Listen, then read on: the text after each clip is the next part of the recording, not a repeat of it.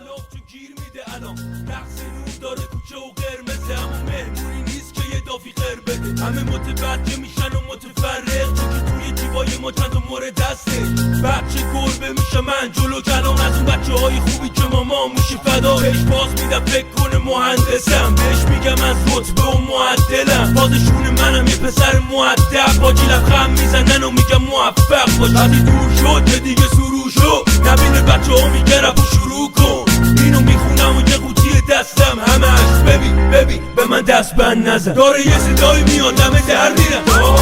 همه در میرن درگیره گیر دادم به ما تفریه مخصوصا وقتی شب میشه داره یه صدایی میاد همه در میرن همه در میرن درگیره گیر دادم به ما تفریه مخصوصا وقتی شب میشه مخم و مینی بوست و برد و سر کن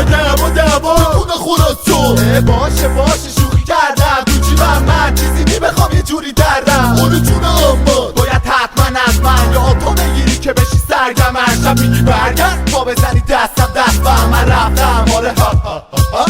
خلوت بده من چندم اگه بشم در قید تو 3 شب نشم سوژت میکنم چون برو چکم من پس اونقدر میخونم که دودک الله بزنه بیرون بک کنی چه اردک با بندکم بازی نکنم من تق میزنی گازی همه نزدن ازدم بای پولیس مجبورم نزنم برم داره یه صدایی میاد همه در میرن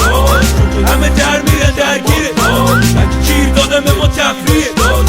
مخصوصا وقتی شب میشه داره یه صدایی میاد همه در میرن همه در میرن درگیره گیر دادم به ما تفریه